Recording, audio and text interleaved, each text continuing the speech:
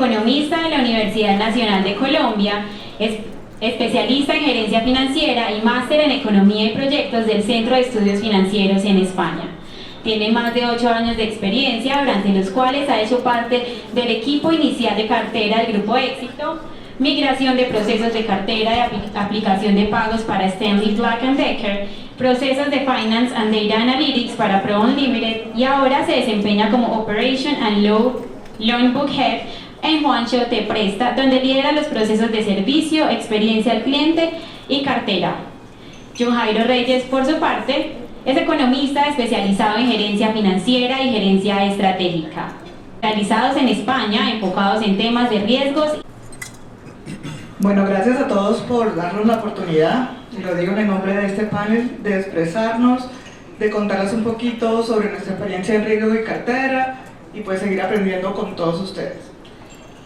Vamos a comenzar por John Jairo, que tengo aquí a mi izquierda, y quiero preguntarle cuál es su opinión de cómo se puede avanzar en la estructura de una gerencia operativa que permita obviamente hacer tener una mayor eficiencia en el cobro de cartera. Bueno, Nubia, gracias y buenos días para todos. Un placer estar compartiendo espacio con Daniel y con Oscar. Bueno, yo creo que lo primero que debemos considerar es que hasta hace unos años, cuando nos hablaban de las áreas de cartera, la respuesta era sencilla: contengamos las entradas y recuperemos lo que está en impago. Esa era la respuesta típica que nos podíamos generar desde el área de cartera. Esa situación ha cambiado y quiero dar algunos datos de lo que estamos viendo tanto a nivel global como a nivel de Colombia. Tenemos un problema de desaceleración en Estados Unidos, la inflación cada vez más alta, China no reactiva la actividad como se espera y Europa está afectada por el conflicto de Ucrania, eso genera un problema energético. Colombia, tasas de interés que seguramente en lo que resta del año va a seguir subiendo, se estima que sean 100 puntos básicos, con lo cual cerraríamos en un 12% de tasa del BANREP. Expectativa con la reforma tributaria, la inflación alta, el dólar ya tocando límites que no habíamos visto de 5.000 pesos por cada una de estas equivalentes en moneda de dólar. La super anuncia una posible constitución de provisiones adicionales por el incremento de créditos de consumo que se han visto en el último tiempo, y esto lo que busca es pedirle más capital a los bancos para no seguir sobreendeudando a los clientes. ¿Y por qué digo todo esto? Porque ya nosotros no somos áreas de cobranza únicamente, nosotros tenemos que aportar al negocio. Debemos tener clara toda esta situación, y para el caso de BBVA es importante tener en cuenta que nosotros jugamos en dos canchas, en la regulación local y en la regulación del Banco Central Europeo. Infortunadamente o afortunadamente no están alineadas estas dos metodologías y nos obliga a que la cobija corta de recuperación la extendamos y tengamos una estrategia mucho más clara para todo este tema.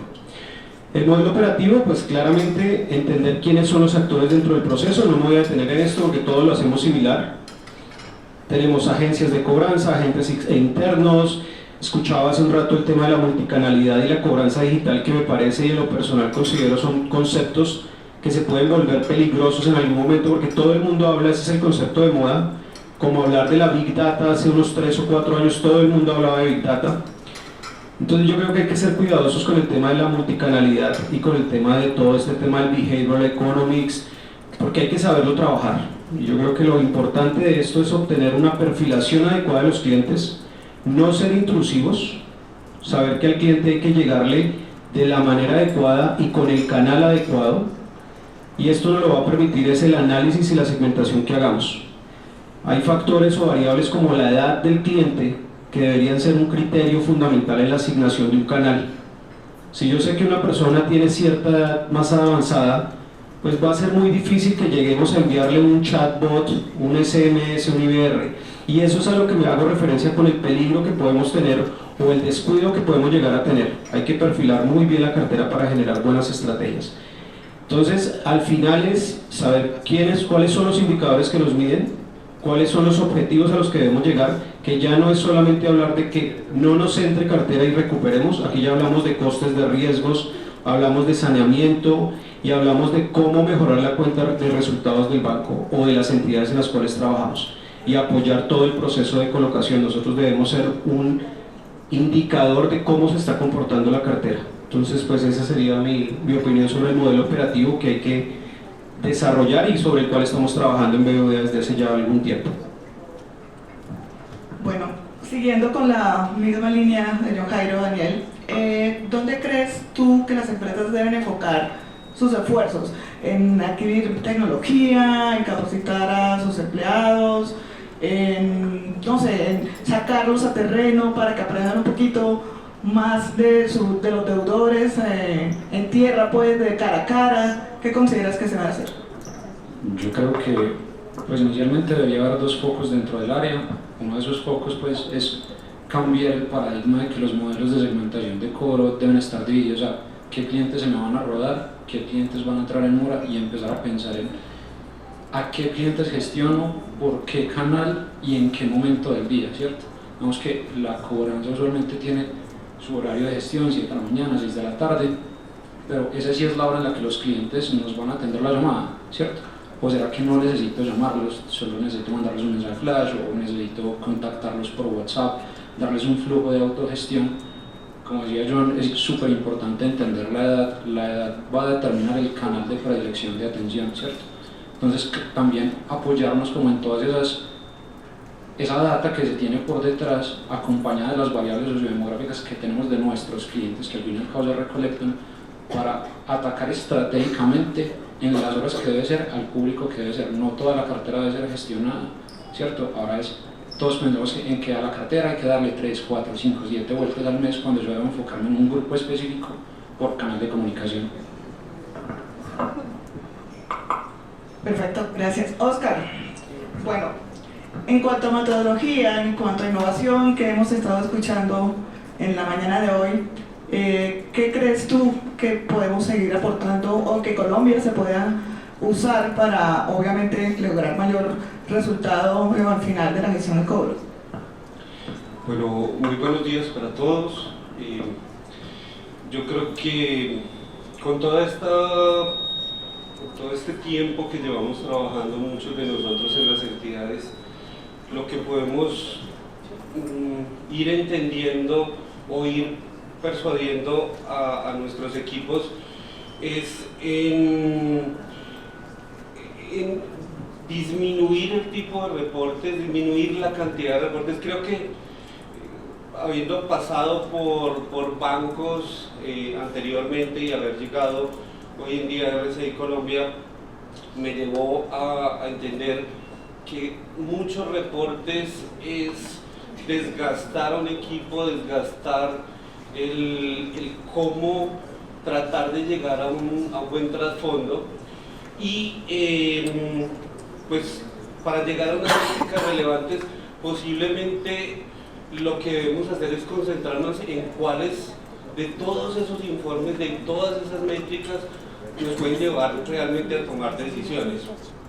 Hoy en día, ya casi 7 años que llevamos implementando el área de cobranzas en RCI, hemos entendido que entre más facilistas, y muy bien marcado entre comillas, más facilistas podamos ser, podemos llegar a tomar esas decisiones que a veces en las entidades se vuelven un suba, un escale, un llegue a muchos puntos que finalmente terminan dejando pensar a un cliente, que terminan haciendo que se arrepienta, que terminan demorándonos y por ejemplo en las garantías como las de nosotros se termina devaluando un vehículo, se termine deteriorando más la cartera. Entonces creo que para mí uno de los temas importantes es utilizar las métricas adecuadamente,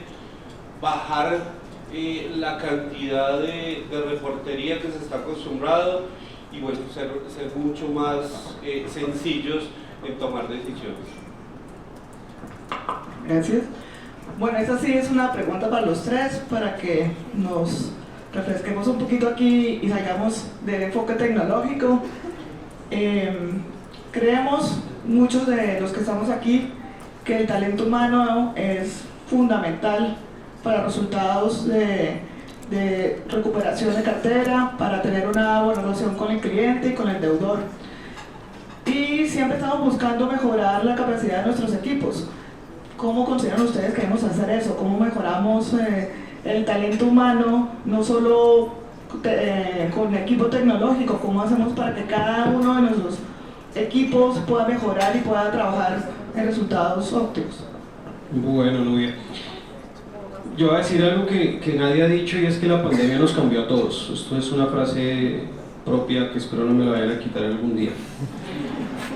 La pandemia nos cambió efectivamente, y de la cobranza mucho más. Sorprendió, y me sorprendió y nos sorprendió mucho en el banco la reacción tan rápida de la superfinanciera ante la situación de la pandemia. El 17 de marzo del 2020 expiden una circular en tiempo récord donde dice: señores, ustedes tienen que ayudarle a los clientes que cumplan ciertas condiciones. En nuestro caso en BBVA tuvimos que otorgar 250.000 alivios a 250.000 clientes que representaron algo más de 400.000 operaciones. No dimos alivios unilaterales, los alivios fueron solicitados por los clientes, pero llegaron 250.000. De esa cartera, el 85% está totalmente al día o ha sido cancelada por parte de los clientes. Eso es un reflejo claro que la pandemia no nos trató tan mal en cuanto a cartera como lo llegamos a pensar en algún momento. Pero lo que valoro mucho más, y referido a la pregunta que lanzas sobre el talento humano, yo creo que nos llevó a fortalecer el tema de ponernos en los zapatos de los clientes. Audios que escuchábamos antes de la pandemia donde el asesor le preguntaba al cliente cómo estaba y el cliente le podía decir lo que fuese, que estaba enfermo, que estaba ocupado, pero el asesor seguía en su discurso y en su libreto, en su guión, le decía: bueno, sí señor, le entiendo, pero ¿cuándo me va a pagar? Yo creo que en la pandemia esa situación cambia y nos lleva a que los asesores se acerquen mucho más a los clientes y busquen soluciones. Entonces, uno de los factores que creo importantes en el tema del talento humano, apartándonos de la tecnología y todo el tema que hemos comentado de inteligencia y demás, es que los asesores sigan con esa empatía, con esa asertividad y que se pongan los zapatos del cliente. Y en cuanto al liderazgo, que es fundamental en nuestros procesos de cobranza, que los líderes acompañen a los asesores, deben ser líderes que no se ahoguen en el día a día, que tengan capacidad de planeación, de estrategia, que tengan una visión global, que sepan que la tasa de interés cuando la sube el Banco de la República nos va a afectar directamente, porque eso va a reducir la actividad crediticia y seguramente va a afectar la cartera que nosotros llevamos. Entonces, cuando uno empieza a ver el panorama mucho más grande, más desde arriba, este tema de la cobranza hace que los equipos sean mucho más potentes, ¿vale? Listo, yo partiría como la pregunta en tres partes: ¿qué es lo que se necesita en términos de liderazgo, de cultura y de competencias? El primero sería como el liderazgo. Primero, el liderazgo debe ser abierto y transparente, debe ser inspirador, ¿cierto? La gente se mueve en propósito del porqué, ¿cierto? Del porqué de la compañía, no el qué. Todos sabemos que el equipo de cobranza debe cobrar, ese es el qué, pero cuando vos le explicas el por qué debe cobrar, cuál es ese objetivo, qué es lo que mueve a la compañía, el asesor va a ir más allá de dar simplemente lo que tiene que hacer, ¿cierto? En términos de cultura, digamos que debe ser única y cercana. Muchos pensamos pues que nosotros entregamos una cartera a una casa de cobro y ellos entienden qué es lo que deben hacer. No sé cuántos se han preguntado si el asesor que está llamando sabe qué pasa si le rueda la cartera de 3160, ¿cierto? ¿Cuál es el impacto en el negocio? Y yo como lo hago sentir ese impacto en él también, para que vea que esa pequeña llamada, esa gestión por WhatsApp, ¿cierto? Esa interacción pequeña está reflejando la mejora en los indicadores. Entonces, no moverse con el por qué. Y en términos de competencias, lo defino como habilidades más bien, serían franqueza, disrupción, flexibilidad, un foco grande para ejecutar la estrategia y una disciplina súper importante, porque la estrategia tiene que llevar a resultados que se vean dentro de los indicadores que reflejan la salud del negocio.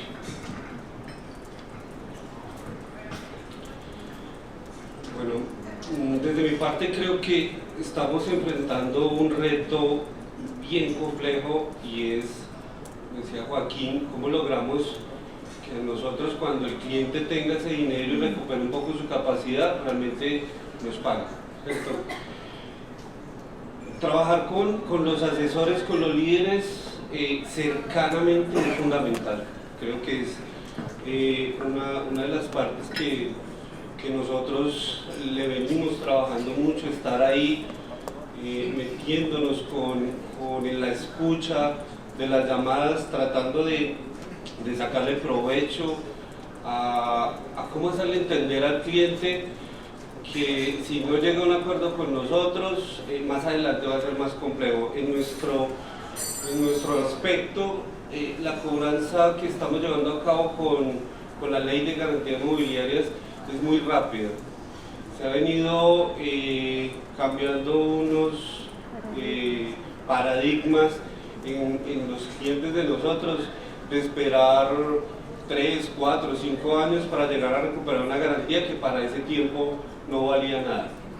Hoy en día estamos llegando a ser muy efectivos con eso, pero al llegar a ese punto el cliente previamente no nos ha entendido que esto es muy costoso, que a toda luz no es la idea ni de la entidad ni de él mismo llevar a que lleguemos a ese punto, a que le cueste una cantidad de millones más una recuperación vía judicial, unos parqueaderos judiciales y demás. Entonces creo que el reto importante aquí es precisamente eso, hacer que nuestros asesores se conviertan en alguien creíble, en alguien que el cliente vea como un asesor financiero más que como una persona que le está cobrando. Ahí está el reto, ahí está el que podemos hacer todos nosotros como líderes, acercarnos, tratar de llevar a que se salga un poco el asesor de su cobranza tradicional, se meta como yo les digo a los chicos, como si estuviéramos hablando asesor a un familiar, a alguien que realmente sabemos que lo puede afectar mucho y llegar a que él sienta esa credibilidad en nosotros. Bueno, en la cartera internacional, que es un poquito el enfoque principal de lo que hace Sincrosport, lo que hace nuestra compañía, la cultura y la capacitación de todo el equipo empieza incluso desde lo que parece básico, pero a veces se le obliga a alguien a cobrar desde Colombia, cartera en Perú, en Ecuador, en Chile, en países que ni siquiera conoce, que no conoce su cultura, que no conoce la forma en que comercian, no conoce su legislación y realmente uno coloca el equipo en una situación muy enredada por no preguntarse lo básico. Realmente nosotros creemos, y yo creo en tantos años haciendo cobro de cartera internacional, que hay que cobrar sabiendo bien quién es la contraparte. Hay que gastar un importante tiempo y recursos en enviar al equipo a campo, a conocer el país, a conocer cómo funciona, a ser interlocutor, y eso aplica yo creo que para todos los sectores. No todo el mundo puede saber cómo funcionan diferentes sectores y cobrar la cartera, especialmente la empresarial, como si se estuviera hablando sin la preparación. Yo creo que una persona que se dedique a cobrar y haga una llamada en frío sin conocer a la contraparte, ya perdió gran parte de la ganancia o del esfuerzo inicial de contacto. Bueno, ahora siguiendo con la innovación, ¿cómo crees tú ahora, John Jairo, que la innovación se puede adaptar? ¿No? Todo el mundo dice la tecnología, los cambios, el problema es que esa adaptación produzca los resultados efectivos, y eso no sé qué tanto se pueda medir ahora que todo el mundo quiere tener tecnología pero no saber cómo medir sus resultados. Sí, era un poco lo que decía hace un rato, y es que todo el mundo está en la misma onda. Para nosotros en BBVA lo primero es convencer a nuestros mayores, a nuestro comité de dirección, que inviertan recursos en la cobranza. Siempre que hay un desarrollo, vamos a salir para una colocación digital es pensando en esa colocación, en cómo le doy crédito a los clientes, pero no pensamos cómo voy a cobrarle a esos clientes después de tenerlos digitales. Entonces, uno de los primeros pasos que hemos dado en la organización es llevar a que todo el comité de dirección, todos nuestros jefes y las vicepresidencias tengan claro que esto no puede funcionar si yo entrego un crédito digital pero no desarrollo herramientas digitales para el cobro. Entonces lo primero es eso, convencerlos. Situación que no es sencilla porque hay que entregar un payback, hay que entregar un retorno, voy a invertir tanto dinero, ¿cuándo voy a recuperar esa inversión? Pero creo que parte de lo que debemos trabajar y hemos venido trabajando en BBVA es eso, documentar toda esa información, aterrizar las ideas, las iniciativas y como decía hace un rato, las tendencias de moda pueden resultar a veces infructuosas, y lo digo por experiencias pasadas que hemos tenido en la organización.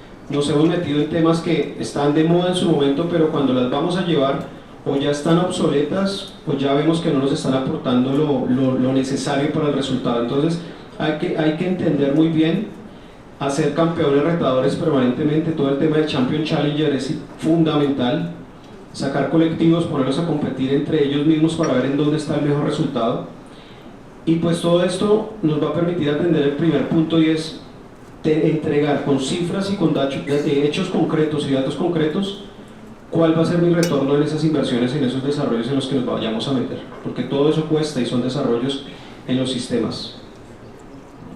Daniel, en la misma línea de la pregunta de Jairo, ¿cómo hacemos para que al adaptar todas estas innovaciones tecnológicas no olvidemos al cliente y al deudor final, y al automatizar todos los procesos no permitamos que la persona encargada de cobranzas pueda tratar de una forma más humana a su cliente, sin dejar de lado la innovación y la tecnología que se ha tenido que adoptar? Digamos que lo primero que debería hacer cada compañía es ver qué hay en su base de clientes y cuál es su cliente objetivo, ¿cierto? Yo no me gano nada siendo una empresa 100% digital cuando el 70% de mis clientes superan los 57, los 60 años, que no son digitalizables, ¿cierto? Son personas que a duras penas entienden qué es WhatsApp.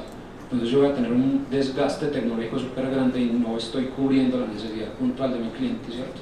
Ahí es súper importante entonces entender el entorno y en dónde estoy enfocado, ¿cierto? Y brindar la experiencia a cada segmento de cliente que yo tenga, ¿cierto? Como sea que lo diseñe. Yo puedo tener hombres y mujeres que les gusta que sean simplemente contactados por canales digitales, o simplemente les gusta que los llamen o no les gusta que los contacten, ¿cierto?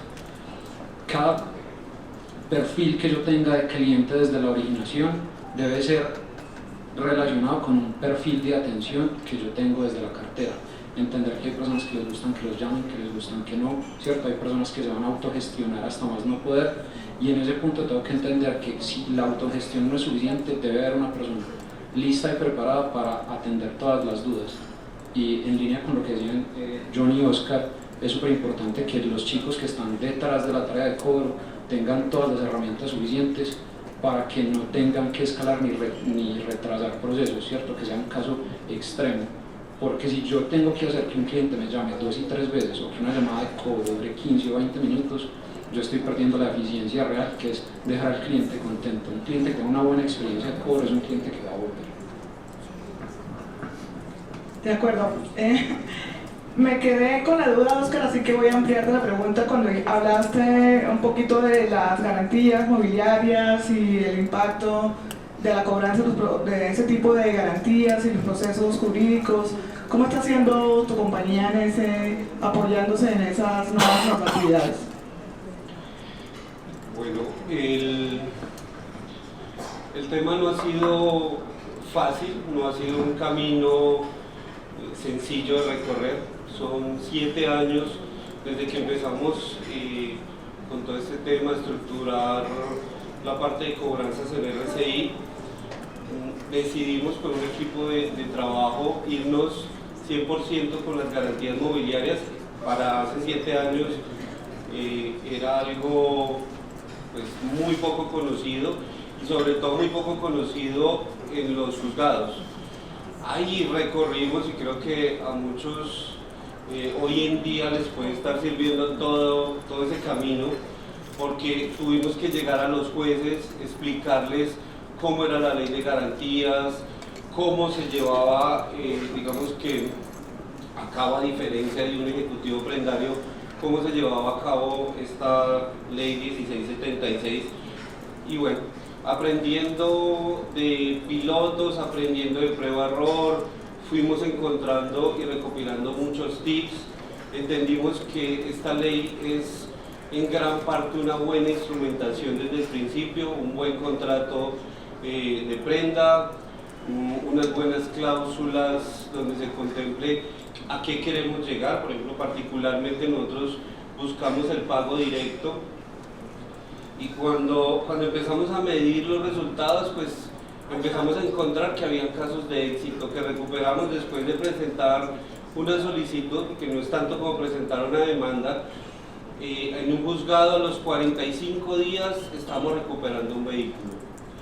Esto frente a 3 o 4 años era un éxito total, pero eran casos aislados. Esto ya ha venido mejorando mucho y hoy tenemos cantidades de casos en los que llegamos a esto. Yo lo he pensado y quiero dejarles a ustedes pues como ese mensajito, que es importante todo este tema de garantía mobiliaria, lo que se hace con Confecámaras al registrar una garantía, y llegar a hacerle entender a los clientes que sean más conscientes cuando voy a solicitar un crédito. ¿Por qué? Porque si no pago se lo va a poder recuperar rápido, y generar una cultura.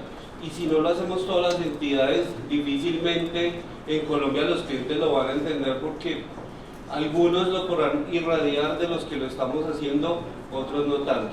Pero esto es funcional si atacamos la raíz, y un cliente, vuelvo y digo, es más consciente cuando va a tomar un crédito y sabe que lo estamos recuperando rápido, porque la ley de garantía así nos lo ha demostrado. Bueno, esta pregunta es un poco interesada. Quiero preguntarles a ustedes, para ustedes, ¿cuáles son los 3 atributos más importantes que una empresa de cobranzas externa debe tener para que puedan, junto con su cliente, llevar a los resultados, obviamente, que es el cobre cartera? A todos nos hace feliz cobrar cartera, no solamente por los cuadros y las estadísticas, sino porque eso significa dinero. Entonces, ¿cuáles son esas 3 cualidades? Bueno, yo no quiero hablar de las compañías como tal, yo quiero hablar de las agencias de cobranza, porque suele ocurrir que yo me reúno con directores de proyectos de las agencias, con los representantes, pero yo creo que lo importante es la base de la operación, esos asesores que son los que sacan el resultado. Ya, yo le puedo mandar un mensaje muy motivacional al dueño de la compañía, pero si esto no baja al gestor, que es el que se pasa 7 horas sentados escuchando a los clientes, escuchando los dramas permanentes de los clientes que no van a poder pagar, yo creo que no hacemos nada. Referido a ello, yo creo que lo importante es el sentido de pertenencia de la cartera que gestionan, que quieran la cartera del BBVA, que es el caso mío. Si quieren la cartera, van a querer sacar un buen resultado. Lo decía Daniel y Oscar, que conozcan el efecto, y lo decía Daniel muy puntual, ¿qué pasa si un cliente se rueda de 31.60 a más de 61 días? Y ese es el segundo atributo, la formación y la capacitación que nosotros como contratantes de un servicio le brindemos a ellos, que nosotros los ayudemos a formarse y que ellos tengan una autoformación. Y por último, y recojo lo que decía en una pregunta anterior, la empatía que tengan ellos con los clientes, que escuchen al cliente, que le ofrezcan alternativas a la medida, y con esos 3 atributos creo que logramos un buen resultado. Yo quiero partir la respuesta en 2, porque son, pues, primero las cosas que debe tener una casa, y como les digo yo, lo que deben tener los asesores, ¿cierto? Lo saben pues los partners que están aquí presentes con los que trabajamos nosotros no vamos a visitarlos a ellos, nosotros vamos a visitar a nuestros asesores, a hablar con ellos, a capacitarlos, a motivarlos, ¿cierto? Y que ellos nos pidan cosas, que sean ellos los que se exijan a ellos. Dani, es que llegamos a este punto en el indicador de cartera vencida. ¿Qué más tienes dentro de tu book de herramientas para que lo hagamos mejor, ¿cierto? ¿Qué nos puedes ofrecer? Y eso es iniciativa, eso es propósito, eso es hacer que cuando vayas como gerente de cartera a visitar una operación, la operación completa de un contact center se dé cuenta que llegó alguien de Juancho, alguien de BBVA, alguien de RCI, y digan, ve, estos clientes vienen, estos clientes son pendientes de su gente, les importa estar cerca de ellos para hacer las cosas mejor. Y en términos de las casas, en general deberían tener, para mí son 4 cosas. Uno, propósito, porque el propósito es el que nos mueve, ¿cierto? Iniciativa, porque yo no tengo que decirte cómo lo debes hacer, vos tienes que decirme a mí qué es lo que nadie ha hecho y quieres ensayar conmigo, porque si no ensayamos, no nos estamos equivocando, y si no nos estamos equivocando, no estamos aprendiendo. Ser recursivos, porque la cobranza al fin y al cabo es de recursividad. Vos tenés que encontrar los medios para llegar al cliente y llegar de la mejor manera. Y tener capacidad de adaptabilidad. Vos te tenés que adaptar a cada entorno cambiante, a cada situación puntual que vaya pasando y ser lo suficientemente flexible con tus asesores para que ellos sean capaces de tomar la mejor decisión en pro del beneficio de la compañía. Gracias. Puntualmente, para mí las tres cosas es credibilidad, respeto por los clientes y ser muy sencillos. Si yo llego a conjugar y a que nuestros asesores conjuguen eso, el cliente, así no tenga dinero, va a recurrir a nosotros cuando lo tenga, o a hacer una negociación, o buscar, en nuestro caso, la entrega de un vehículo para tratar de minimizar esa deuda, cancelarla totalmente. Si nos creyó, si entendió que esto va a ser más adelante mucho más complejo para él, si lo traté con respeto, porque aquí juega mucho. Yo le puedo estar diciendo la verdad, pero le vendo como que me estoy burlando incluso de su situación, así no lo quiero hacer, pero hay que ser muy cuidadosos con esto y pues ser sencillos. Un cliente, cuando yo lo enredo, cuando me demoro 5, 10, 15 minutos en una charla y no le digo, hey, si yo llego a recuperar la garantía, a ti te va a costar exactamente esto, te va a llevar a estos reportes, vas a quedar con una deuda de esto, vas a evitar que hoy en día podamos hacer una negociación y te ahorres esto. Si yo no soy tan sencillo para hacerle ver esto al cliente, creo que estamos perdiendo. Entonces, para mí, esos son los tres fundamentales. Gracias. Bueno, Yohai, otra vez te tocó. La pregunta viene relacionada con todo lo que has estado explicando, cómo funciona el BBVA, y es cómo hacer un plan de adopción para que todas las estrategias funcionen en un unicanal que den resultados. Realmente, para que todos los departamentos funcionen en una sola línea, ¿cómo lo hace el BBVA y cuál ha sido tu experiencia? Bueno, fundamental la segmentación, perfilar a los clientes, lo he venido diciendo en diferentes preguntas que me han planteado, y es conocer al cliente. Yo puedo tener dos clientes en la misma franja de mora, pero si me adentro a mirar cuáles son las variables que pueden diferenciar, eso me puede arrojar un canal diferente. El feedback, el reporte que me entregue el cliente, lo que me manifieste el cliente, debe ser un detonante de alguna acción diferencial. La edad, lo decía hace un momento, el uso del celular. Nosotros en BBVA tenemos la opción de tener una huella o un rastro del cliente cada vez que ingresa a la móvil, a la net. Si yo veo que es un cliente que nunca entra a la móvil, pues es absurdo empezar yo a enviarle un SMS, un IBR, insisto, por la moda de la cobranza digital. Pues esto al final no me va a generar ningún resultado. Debo tener totalmente claro esto. Entonces, para mí lo fundamental es perfilar a los clientes, identificar cómo puedo abordar al cliente sin llegar a ser intrusivo, tener un orden en las acciones que ejecutemos. Y yo creo que con eso podríamos aplicar un modelo, y lo estamos aplicando en BBVA de esa manera, mediante segmentación, estrategia y perfilamiento. Gracias. Daniel, esta pregunta creo que va mucho con Juancho Te Presta, y es ¿cómo hacen ustedes para prepararse en un desborde de cartera a la que yo creo que todas las compañías nos vamos a ver en este último cuarto de milla, con un aumento de casos por las circunstancias, por el incremento del dólar, por el incremento de la tasa de interés? ¿Qué va a hacer tu compañía y cómo crees que puedes asesorar a los demás? Digamos que desde Juancho lo primero que tenemos que hacer es, pues lo que hacemos constantemente en el equipo, es entender el entorno económico, ¿cierto? Un cliente medio de nosotros, cuál era su salario al momento de pasar por nuestro motor de decisión, ¿cierto? Qué políticas de riesgos había al momento de la originación. Y creo que es volvernos flexibles, ¿cierto? Adaptarnos a la situación. Yo creo que las empresas de pronto pierden mucho el foco pensando en estos clientes son los que se me van a rodar, estos clientes son los que tengo que atacar, en vez de pensar yo cómo me debo ajustar a la situación que está enfrentando el cliente, cómo modificar mi producto para que yo pueda generarle una solución real, ¿cierto? Para bien o para mal, la pandemia lo que dejó fue unos clientes súper acostumbrados a que les ofrezcamos alivios, refinanciaciones, periodos de gracia, ¿cierto? Y no va a dejar de pasar, ¿cierto? El comportamiento humano cambió y no va a volver a lo que estaba, es entender ese comportamiento y cómo desde Juancho ajustamos ese producto para que el cliente no entre en mora y se normalice de la mejor manera. Y digamos que hay otra cosa súper importante y es entender que el sistema financiero, cuando entramos en pandemia, lo único que hizo fue provisionar y después desbordadamente dijo vamos a sacar toda la provisión del cajón y vamos a colocar.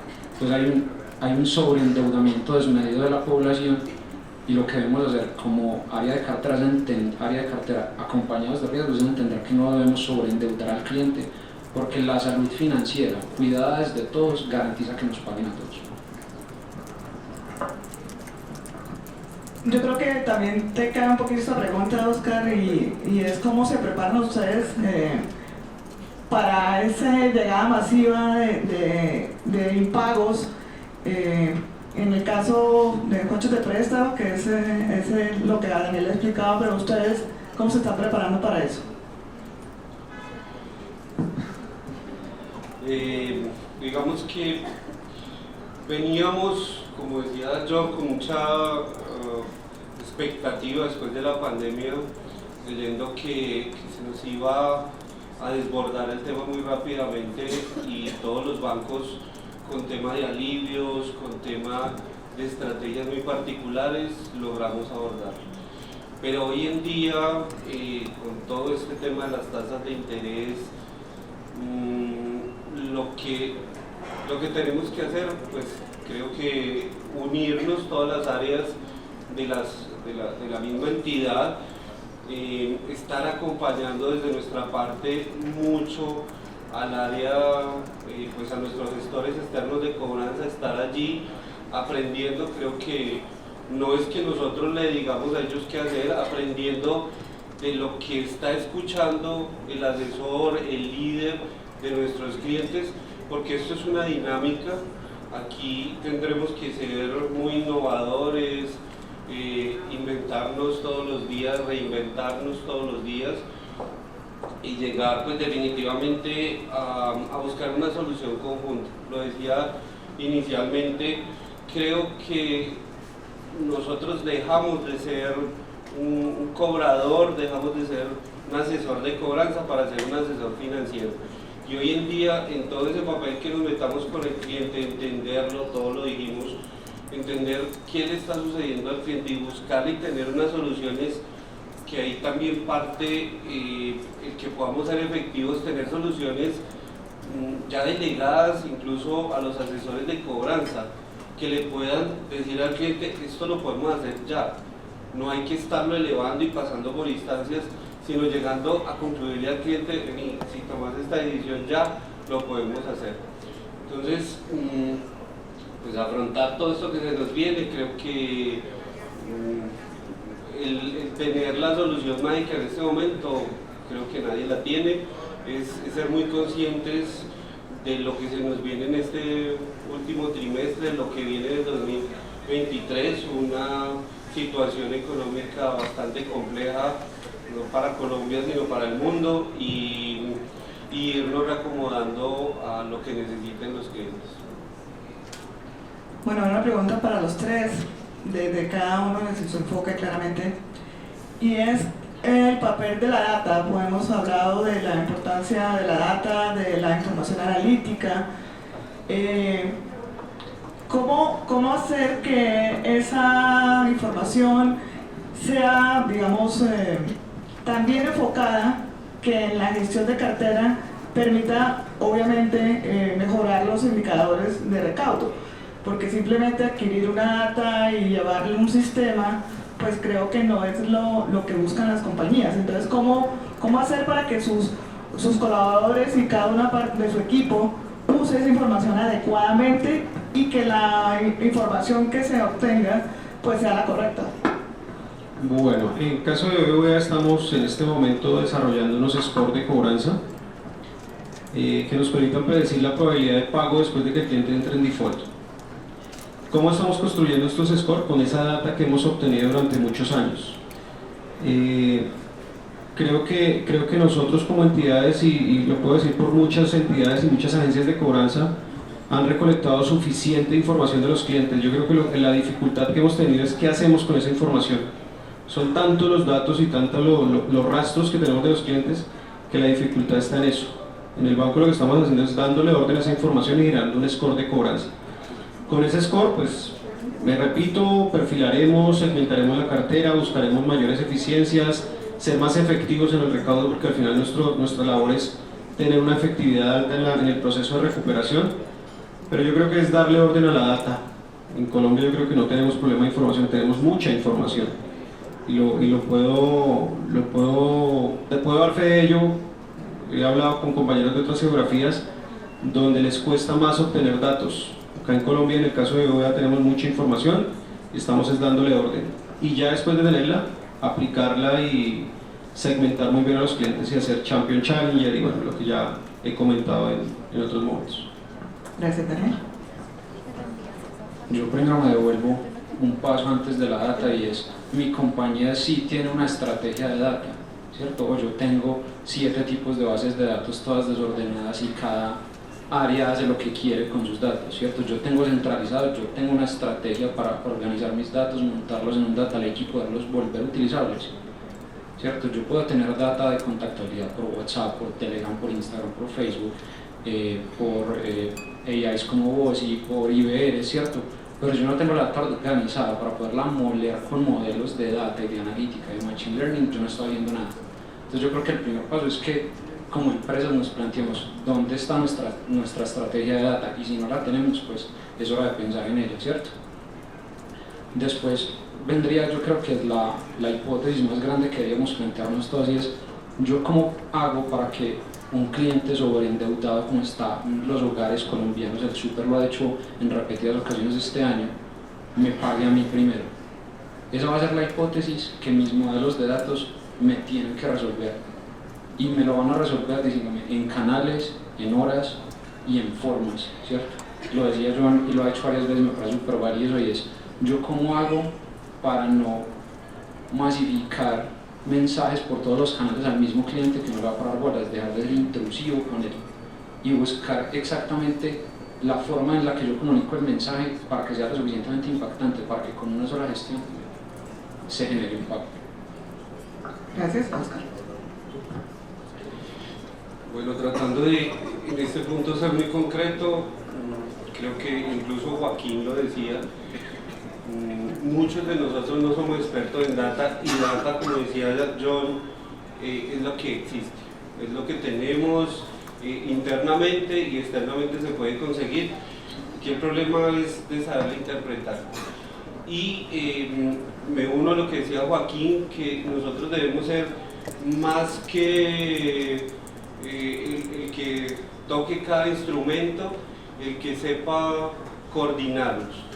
Y existen, aquí es importante pues contratar dentro de nuestros equipos expertos, científicos de datos, gente que realmente le saque un provecho a todas estas datas y nos pueda llevar a tomar decisiones mucho más sencillas. Bueno, aquí también un poco basado en lo que hemos aprendido.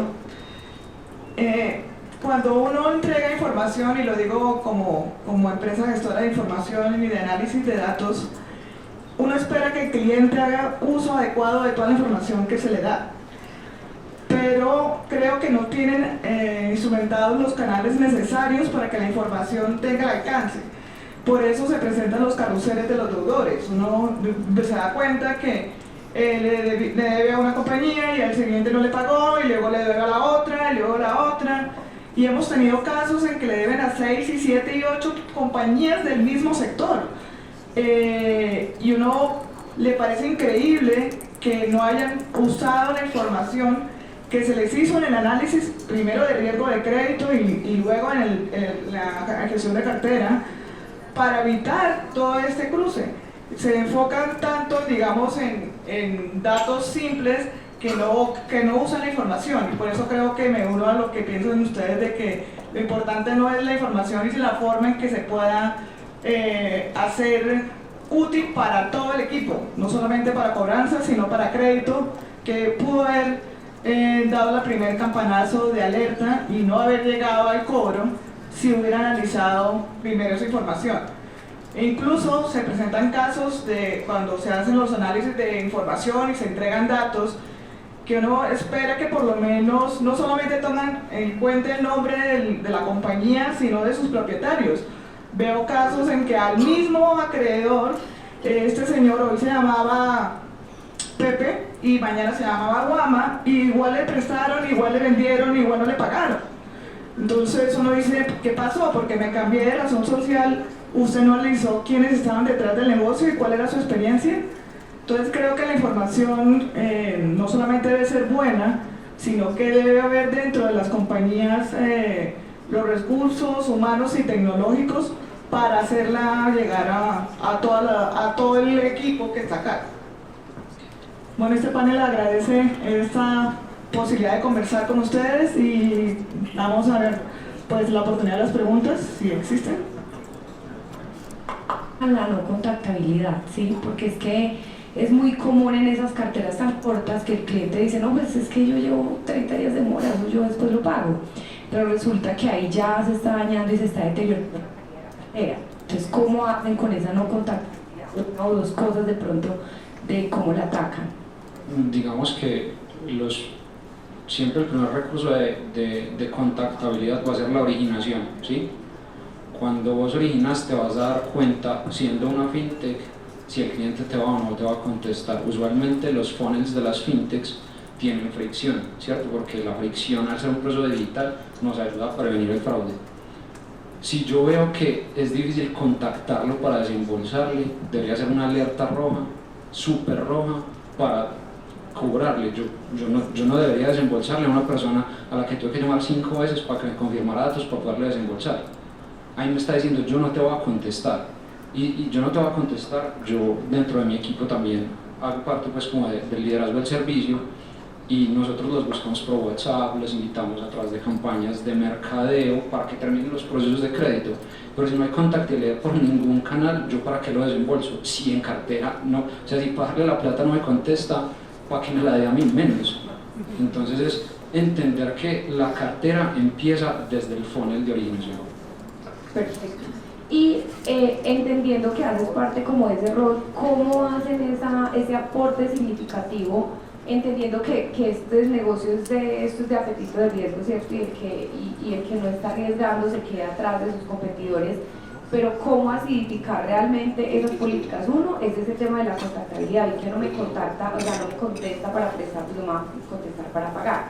Pero ¿cómo engranan sin que se contrapongan? Yo no puedo cerrar todo porque no crezco, pero ¿cómo realmente revisan las estrategias desde el aporte de cartera hacia el tema de otorgamiento del crédito? ¿O qué foco entrega cartera para poder otorgar el crédito? No sé si tú haces parte de ese comité de otorgamiento de crédito también, las políticas.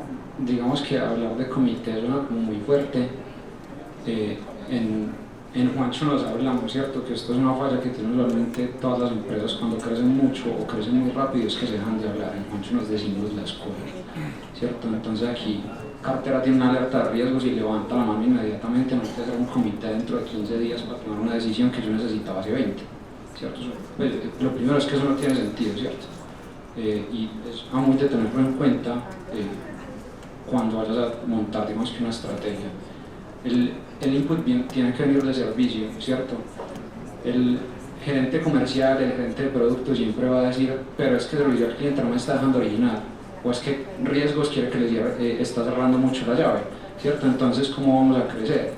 Pero es que la gerencia comercial después no se va a sentar a cobrar, ¿cierto? El problema de él es originar, no mantener un indicador de cartera vencida saludable y unos rodamientos estables. Entonces es alinear las expectativas de crecimiento del negocio y apalancarse mucho en la data alternativa, ¿cierto? Muchas veces pensamos que la data alternativa no genera valor porque es demasiado, No, es que simplemente no sabemos molerla, no sabemos a qué tenemos que mirar, y eso tiene que tener un área específica para que nos ayude a nosotros. Ahora, digamos que del otro lado, tenés que pensar también en cuál va a ser el impacto de que yo abra la puerta, ¿cierto? El gerente comercial puede decir, no, abra la puerta, deje pasar, apruebe el 20%, aprobar es súper fácil, ¿cierto? Yo simplemente apago una política de riesgos y paso a todo el mundo, pero que el área comercial entienda que no es solo ese objetivo, yo necesito crecer saludable para pasar del rojo al negro y del negro al verde, ¿cierto? Entonces, volvemos, ¿cuál es el porqué de tu fintech? De pronto el porqué de tu fintech está claro, pero el gerente comercial no sabe cuál es el porqué. El porqué de él no es el porqué, el qué de él es lo importante. ¿Cuál es el qué de él? Original. Entonces cambiar, digamos, el paradigma desde la gerencia y cómo enfoco al equipo para originar de manera saludable. Ahí en lo que dices, ¿la incentivación del gerente comercial está alineada con la calidad de la cartera o él solo se preocupa por original, como dices, y si la cartera se va, no le afecta en su incentivación? Usualmente en las fintech, en las etapas iniciales, lo que quieren es original. Nunca está alineado con mantener una cartera saludable, eso viene después, ¿cierto? Porque digamos que nosotros como fintechs lo primero que hacemos es crecer porque lo necesitamos hacer rápido, porque necesitamos cubrir el costo de creación de algo tecnológico que es más rápido que el de un banco. Y después de que tenemos una captación de mercado suficiente, ya empezamos a preocuparnos por mantener saludables los indicadores. Gracias. Una pregunta para Dani. Hola. ¿Cuál es el indicador de cartera vencida saludable para una fintech? ¿En qué rango aproximadamente? Eso está difícil, empezando porque las fintechs somos muy diversas, ¿cierto? Hay fintechs como no dijiste tu nombre, de Jasmine, que podrían ser créditos que el ticket promedio son 225.000 pesos, que tiene 5 innovaciones.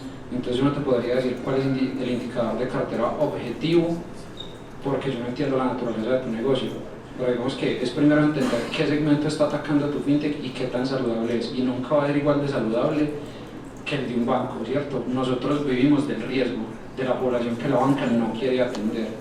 Nosotros vivimos de generar inclusión real, ¿cierto? Inclusión más allá de una tarjeta de débito, de una cuenta de ahorros, de una cuenta NEX, ¿cierto?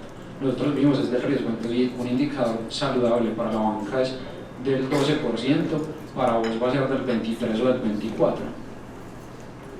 Ok, pero entonces, por ejemplo, para el nicho de mercado que está dirigido, ¿cuánto te presta aproximadamente? Y en las características del producto que tienes, bajo monto, plazos cortos, bajos ingresos, base de la pirámide, un rango. Yo te diría que el indicador de cartera vencida 30 debería estar entre el 18 y el 22%, y el 180 días entre el 6 y el 9%. Ok, hola. Sí, para que se vea. La pregunta va sobre un comentario que escuché hace un momento respecto a no solamente tener el análisis de los datos, sino además ir un paso atrás y saber cómo se organizan los datos. Un comentario que Daniel hizo, pero la pregunta es abierta. Es una opinión personal, pero pienso que a veces ocurre en las empresas que al trabajar con distintos sistemas, ¿ya? Distintos software, uno para comercial, uno para finanzas, uno para cobranzas, también lo que se crean son islas de datos dentro de la empresa que después complican, es una opinión, ustedes me validarán si opinan lo mismo, complican después construir un data warehouse consistente con datos que puedan ser utilizados y explotados por toda la compañía. El hecho de tener estos sistemas, quería saber si es que existe o ven ustedes un cambio de tendencia en estas islas de información creadas por esto que comento, o ya las empresas están tomando sistemas más del tipo ERP para poder hacer tener información más transversal. No sé si me dejé entender en la pregunta. ¿Sí? Bueno, nosotros en BBVA estamos trabajando en Data Governance, todo el gobierno del dato. Porque eso que dices es tal cual la preocupación que se tiene en las organizaciones cuando empecemos a tener tantos datos, tanta información. ¿Qué nos ha pasado? ¿Quién es el dueño del valor de la garantía en las hipotecas? Entonces viene el eterno debate, ¿es riesgos porque aprueba la operación? No, es negocio porque negocio formaliza la operación. Es la red de la oficina porque la oficina captura la información de la garantía. Bueno, me puedo ir en todas las áreas de la organización y ese es el eterno debate que estamos teniendo al interior. Estamos apenas terminando de ponernos de acuerdo, pero ese gobierno del dato, una vez se tenga definido toda esa parte, el dueño de cada uno de los datos, yo creo que sí va a permitir organizarla y va a unir esas islas, como lo planteas de manera metafórica, tengo islas de información. Cuando ya tengamos organizado el gobierno del dato, seguramente, y ya lo estamos viendo, vamos a tener más información consolidada para poderla explotar. Yo creo que la clave está en el gobierno del dato, porque por lo demás vamos a tener son datos, bases por todo lado, que es lo que suele ocurrir, y caemos en problemas de seguridad de la información, que se filtre esa información donde no corresponda. En fin, yo creo que la clave está en darle un gobierno a todos los datos. Bueno, Te complemento con algo, y es, las empresas suelen, a medida que van creciendo, empiezan a utilizar herramientas que simplemente se adecuan a la estrategia de costo que vos tenés en cierto momento dado de la vida de tu compañía, ¿cierto? Sin embargo, debes mantener en mente que la forma en la que debes crecer debe ser ordenada, y los datos también. Las islas se te pueden convertir en silos y los silos en lagos, ¿cierto? Entonces, vuelvo a lo que decía antes, es tener una estrategia clara de yo cómo voy a ir organizando los datos y cómo los voy a ir migrando, y después cómo van a conversar entre ellos, ¿cierto? Porque nada hago teniéndolos en un lago y no haciendo que los mismos sistemas que tengo, si no los voy a cambiar a uno unificado, conversen entre ellos.